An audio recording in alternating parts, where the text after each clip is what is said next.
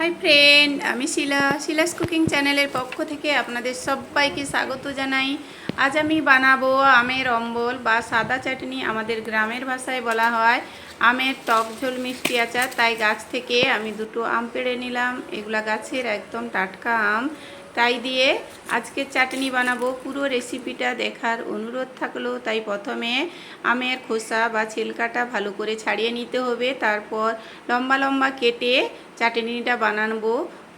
আর আমার এই রকম গ্রামের চাটনি বা আর আমের কোনো রেসিপি দেখতে চাইলে অবশ্যই কমেন্ট করে জানাবেন। দেখুন আমি লম্বা লম্বা করে কেটে নিচ্ছি। এভাবেই কেটে সুন্দরভাবে যে সাদা চাটনিটা বানা হয় গরমে রেখে ফ্রিজে পাতলা পাতলা চুমুক দিয়ে খেতে জাস্ট অসাধারণ হয়।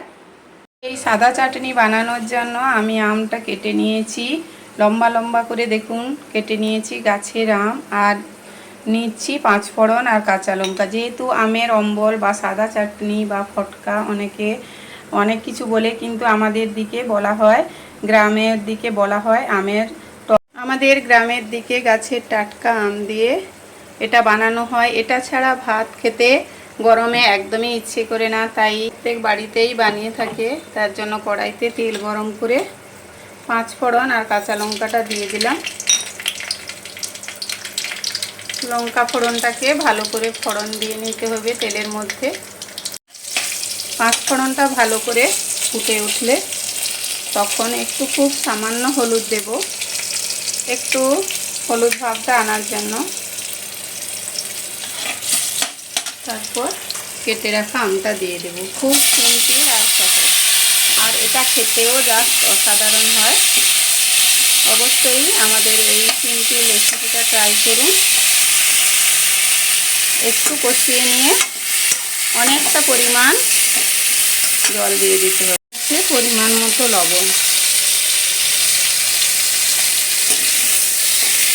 লবণ দিয়ে ভালো করে আমটাকে একটু তেলের মধ্যে ভেজে নিতে হবে বা কষিয়ে নিতে হবে। আমটাকে দেখুন 5 ফোড়নের সঙ্গে ভালো করে কষিয়ে নিয়েছি। এখন অনেকটা পরিমাণ জল দিয়ে আমের অম্বল বা চাটনি বানাই।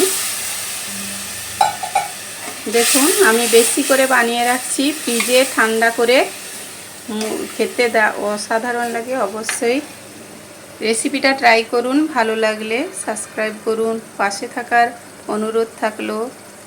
দিব যতক্ষণ না আমটা সেদ্ধ হচ্ছে, মিডিয়াম আঁচ করে সিদ্ধ করে নেব।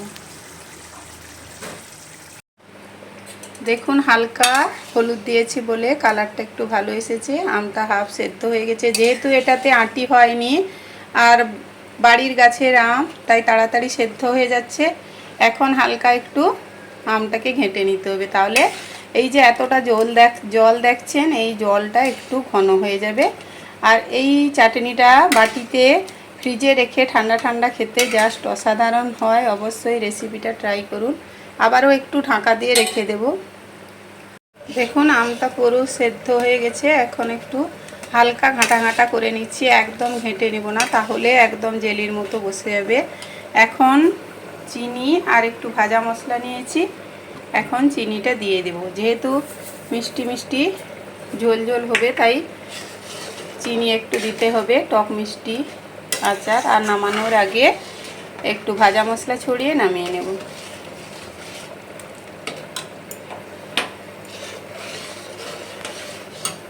দেওয়ার পরে দেখুন সুন্দর টক ফুটিয়ে নিচ্ছি, আর একটু ভাজা মশলা দিয়ে দিব। ভাজা মশলা দিয়ে নামিয়ে নেব। একটু 1 চিমটি ভাজা মশলা দিয়ে দিচ্ছি, দিয়ে নামিয়ে নেব। আমার আমের টক ঝোল বা আমের টক মিষ্টি ঝোল আর বা আমের অম্বল আমার রেডি হয়ে গেল। নামিয়ে নিলেই তৈরি হয়ে যাবে আমের অম্বল বা আমের টক ঝোল। আর গ্রামের এই রেসিপি আপনাদের কেমন লাগে অবশ্যই কমেন্ট করে জানাবেন। ভালো লাগলে প্লিজ চ্যানেলটাকে লাইক সাবস্ক্রাইব করুন। এখন নামিয়ে রাখুন।